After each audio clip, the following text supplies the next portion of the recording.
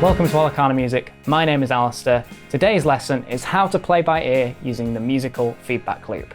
We're going to be talking about a concept called the musical feedback loop and how you can use it to develop your ability to play by ear. This video is going to cover the 4 main things you need to be doing in order to be able to play by ear effectively. But the most important thing is how these 4 things interact with one another to form a feedback loop that facilitates playing by ear on the fly. So you're really going to have to watch the whole video to get a sense of how all these ideas work together. By the end of this video, you're going to know what the musical feedback loop is, how audiation, fretboard mapping, technique, and comparison all come together to form the musical feedback loop, and how all of these stages work together to facilitate playing by ear. So with that out of the way, let's dive straight into it. Playing by ear is essentially mimicry. In order to be able to mimic effectively, you need to be able to recall what you heard and then be able to repeat the same idea back again. Now this might seem kind of obvious. It's pretty simple when it comes to speech, particularly if you're a native speaker of the language. So my native language is English. It's very easy for an English speaker to hear something that I said to them and then instantly recall it and speak it back to me because there's no technical barriers getting in the way of repeating what they just heard. When it comes to music though, things get a little bit more complicated. First of all, nobody's native tongue is music. Everybody has learned music as a second language.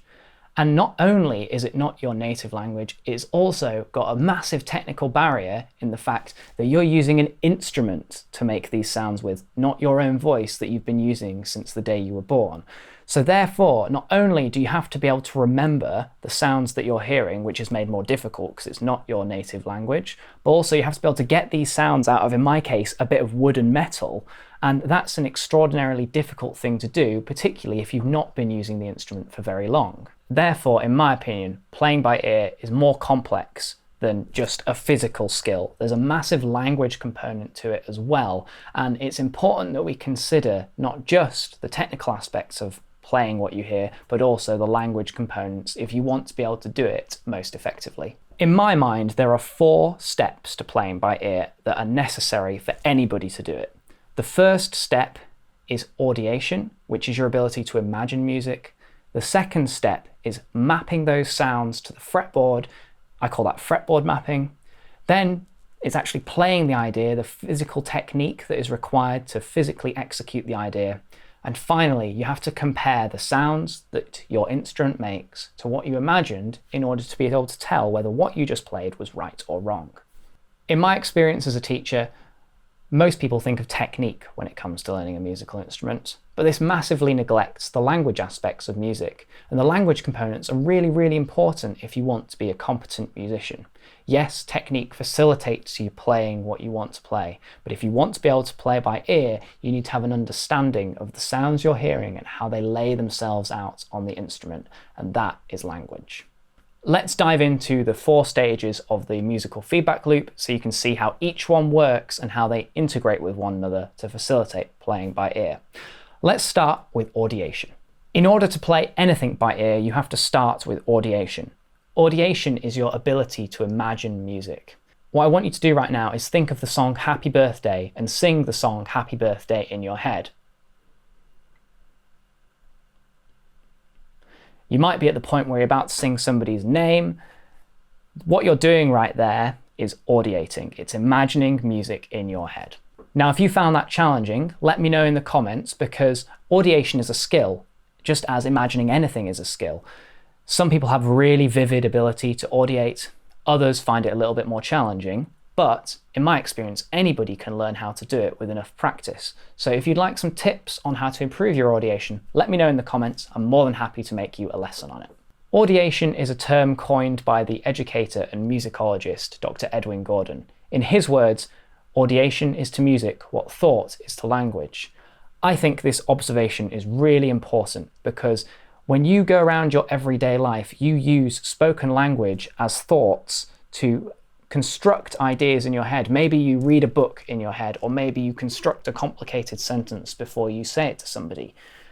You use language as thought, and it allows you to construct complex ideas before you put them out into the world.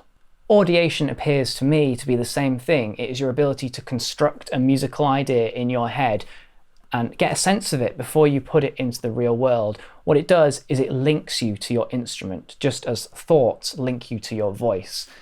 By audiating the ideas that you want to play, you dictate to the instrument the sounds you want to hear, and you don't let the instrument dictate to you what it's going to play.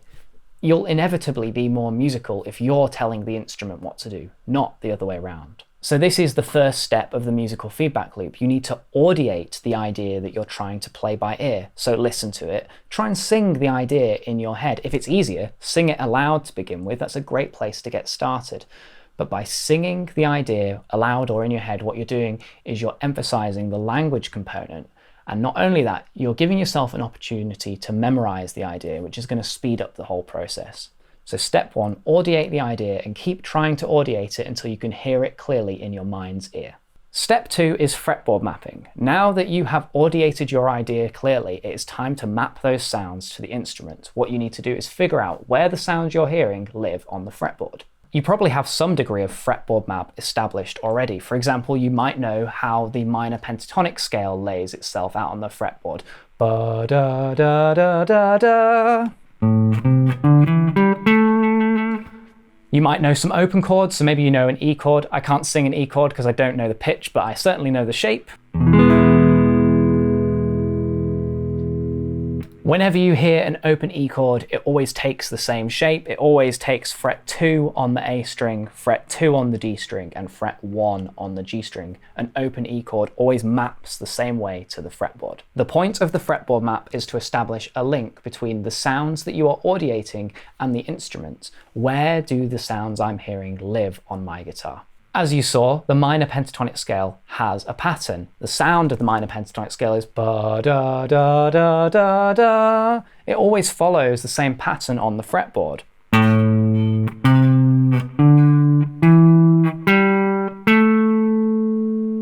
For your fretboard map to be effective, you need to understand that whenever you hear that sound, whether it is starting on this note or some other note, if you hear that melody, it is called the minor pentatonic scale, and it always takes that shape on the fretboard. This pattern on the screen matches the melody I sang. Ba da da da da da. Every melody has a pattern that maps to the fretboard. It might be as simple as 2 notes, it might be a long, complex passage. But the important thing about any melody is that in the Western part of the world, it's always comprised of the same 12 intervals. If you know that the sound of a perfect fourth, ba da, always takes this shape, it starts on one string, starts on the low E string, and then moves across on the same fret to the string below. If you ever hear that sound, you always know it takes that shape on the fretboard. Likewise, if you hear a major third, ba da, it always takes this diagonal shape. It moves from one fret, in this case the 5th fret on the A string, diagonally across one fret to the string below onto the D string, in this case at the 4th fret. It also maps up on one string, it moves up 3 frets. Ba da. There are 2 ways to play the same sound. I always know that they take those same 2 shapes. Similarly, we can expand this out. I could play a major triad. Ba da da.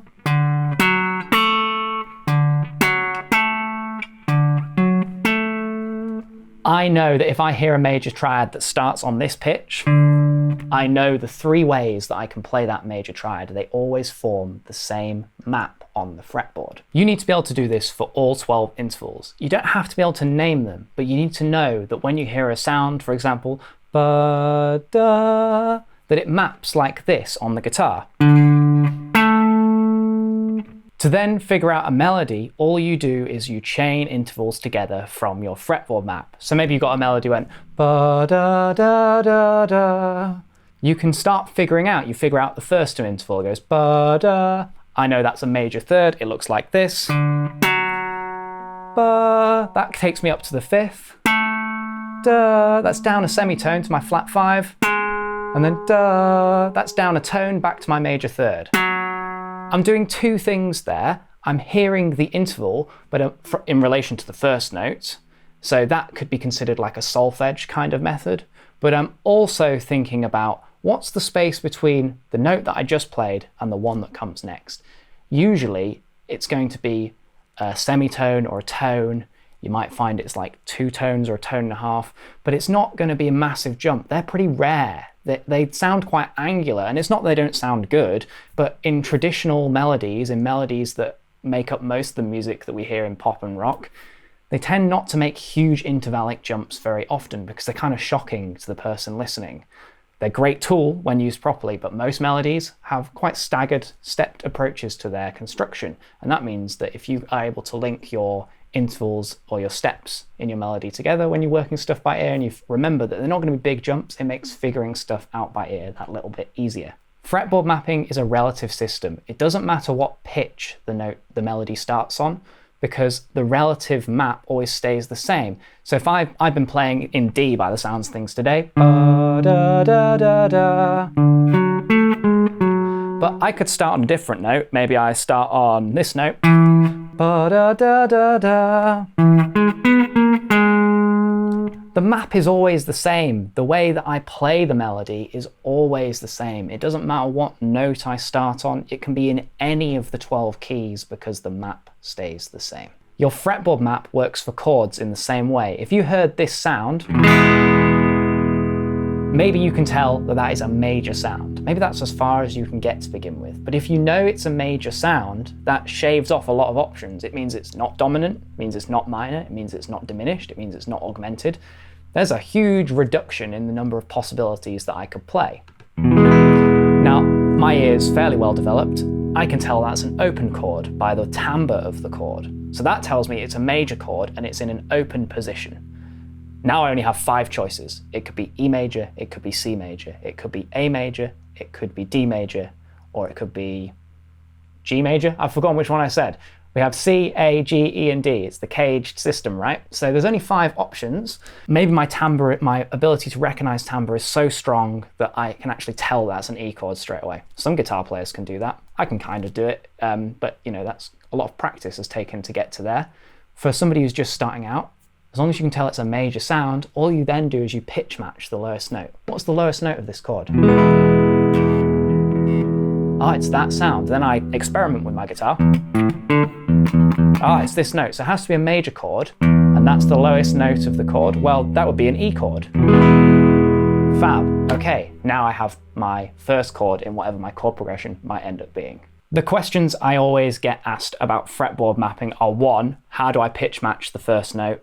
And 2, how do I get better at this in general? In order to pitch match the first note, unless you have perfect pitch, it's basically trial and error.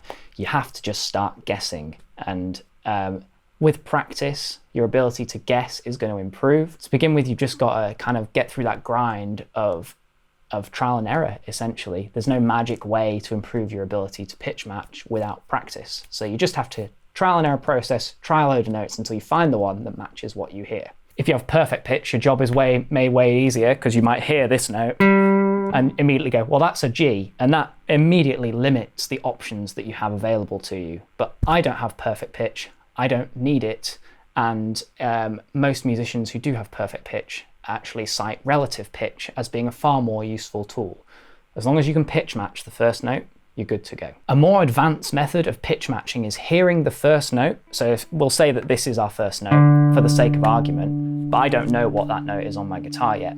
What I can do is I can play another note on my guitar. I could play this note, and I can hear the relationship between those 2 notes. I know that my second note is a minor third away from my first note. And that tells me where my first note is. I can go, okay, the interval is a minor third, and I've just played an F. What's a minor third above my F? Oh, it's a D. And now I've figured out where my first note is.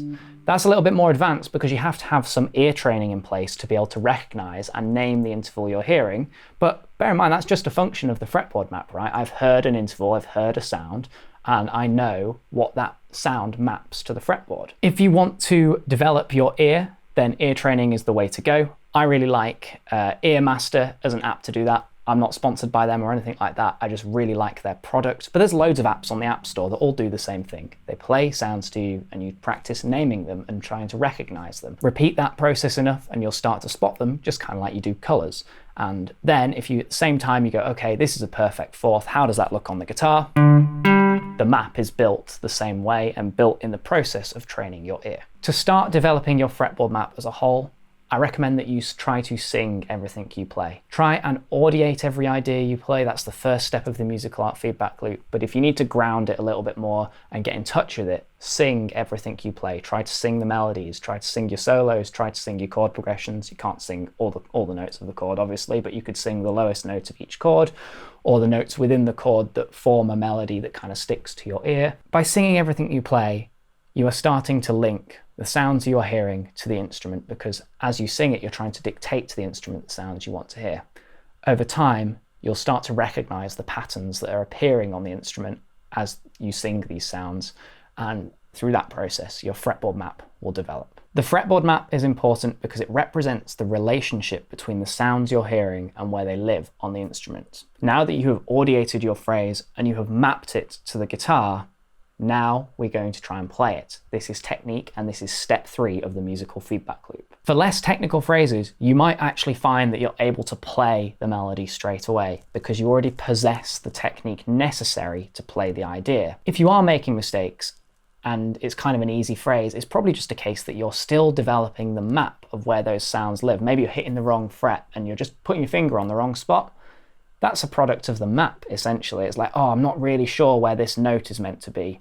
If you keep trying the phrase, it'll kind of settle into itself, and before long it'll be super stable and you'll be able to play it consistently because the technique is already there. For phrases that you can't just play straight off the bat, you're obviously going to have to practice them. And that is what most people probably think of when it comes to the instrument, is they sit down, they practice playing, they practice the physical act of playing. If you have your phrase audiated and you know where the notes are in the fretboard map, then yes, start practicing the thing. There's loads of ways to practice. We could do a whole video just on how to practice itself. That whole one step of the loop, every step of the loop could have a whole video on it. If you'd like that kind of thing, let me know in the comments.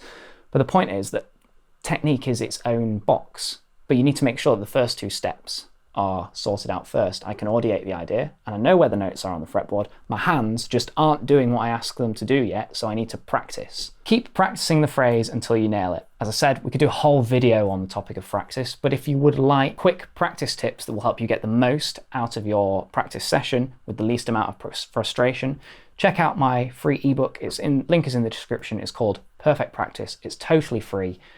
Take a look at that if you'd like more advice on how to get the most out of the technical side of practicing. This is step 3 of the musical feedback loop. You've audiated your phrase. You know where the sounds live on the fretboard. Now you have to play it. Now you have to use your technique to play it. The more advanced you become, the more advanced your technique is, the quicker this little step of the musical feedback loop will be, the faster you will be able to execute the ideas you're hearing. I'm not talking about literal tempo that you play at, I'm talking about the translation period between the sound you hear and getting it out of the instrument. The more advanced you are, the faster that process will be, and that's what you see when you see players improvising on the fly. They're hearing a sound in their head, they immediately map it to the fretboard, and they have the technique to just play it straight off the bat. And that just comes out of experience and practice. Spend the time playing in this way and you will find that the rate at which you move through the loop speeds up. At this point, it might seem like you're done. You've audiated your phrase, you've mapped it, and you've played it. But the question I'd pose is, how do you know whether what you just played was right or wrong? The answer is you have to compare the sounds that your instrument makes to what you imagined in the first place. This is the comparison step of the musical feedback loop. Comparison allows you to tell whether what you just played was right or wrong. Did the phrase that I just played match what I imagined in the first place? If it did, great, I've done it right, I've succeeded, I've just played something by ear. If it didn't, you need to figure out where you went wrong. To do that, go backwards through the loop until you find the stage where the phrase falls apart. So move back to technique. Have I got the technical facility to play this idea that I'm trying to play? If not, I need to keep practicing it, right? If it wasn't technique, you're like, this is an easy phrase, I should be able to play this, move back to the fretboard map. Have I mapped the sounds I'm audiating accurately to the guitar? If not, I need to make sure that my map is accurate. Maybe if I can't remember it, if it's too much information to try and hold in my head at once, I can write it down. Anybody can write tab, super easy. Just write down the notes where they live on the fretboard that you're hearing and where you find them. Write them on tab so that you can then review the tab as you're practicing it, right? But if you're moving backwards and you go, okay, my technique is fine, I'm pretty sure I mapped that correctly. Look at what you're audiating. Compare your audiation to the sound source, to the thing you're trying to copy in the first place. Does my audiation map? Does my audiation match what I heard in the first place? And if it does, then you're probably good. At this point, you've probably actually made the phrase work. But if your audiation doesn't match what you heard in the first place, then you actually might have mapped it correctly and your technique might be good, but you've not actually played what you heard because your audiation wasn't correct in the first place. This is why audiation is so important. It is the foundation of everything you play. Does what I play match what I audiated, and does what I audiated match the sound source? If those things are the same, then I'm only limited by the instrument. I'm not limited by my conception of the idea, but it's of the utmost importance that your conception of the musical idea is accurate, because if it isn't, you're going to play something, but it probably won't be what you want it to be. So that's a model of how to play by ear. You audiate the idea you're trying to copy, you then map those sounds to the fretboard, you then practice using the technique that is necessary to play the idea, and then you compare the sounds that you're hearing to what you imagined in the first place, and if they matched, you know you did it right, and if they didn't match, you need to go back through the feedback loop and figure out where you went wrong. For experienced musicians, I think this process is happening all the time as they play. They're constantly hearing the sounds, they're constantly mapping them to the guitar, and they're trying to play them, and then they're seeing whether those things match. And that's a constant ongoing loop as they play, and that's what's facilitating them to improvise or write music or just copy back a phrase that somebody else has played to them.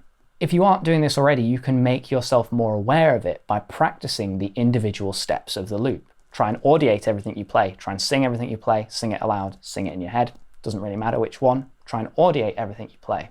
Try and work on your fretboard map. Get rid of the tab and start trying to say, okay, where are the sounds that I'm hearing on the guitar? And try and start working on integrating that map into your understanding of the instrument. Then there's technique. Keep practicing, be diligent, don't be upset if technique doesn't happen overnight. It's an ongoing process. And obviously, compare everything you play. Compare what you're playing to what you're hearing to make sure that you are playing something accurately. That's it for this lesson on how to play by ear using the musical feedback loop. If you learned something new, make sure you leave the video a like. And if you know any guitar players that you think it might help, make sure you share it with them. If you have any questions, you can always leave them in the comments below and I'll get back to you. Next week's lesson is on mixing the major and minor pentatonic scales. If that's something that would be interesting to you, make sure that you hit the subscribe button and the notification bell so you're notified when that lesson is released. As always, there's the lesson pack for this video is in the description below. You can get the backing track from the start of the lesson, detailed practice notes on how to practice all the concepts that we've discussed in this video, and any other sort of useful stuff that will help you get the most out of this video. It's a pay what you want model from £1 a month. That gets you access to every lesson pack for every video on the channel, and it's a really great way to help support what I do here on YouTube. If you want more advice on how to practice effectively, remember you can get a copy of my free ebook, Perfect Practice. Link is in the description. That's it for next week. Good luck using Audiation, the fretboard map, technique and comparison to try and play stuff by ear, and I'll see you for our lesson next Saturday.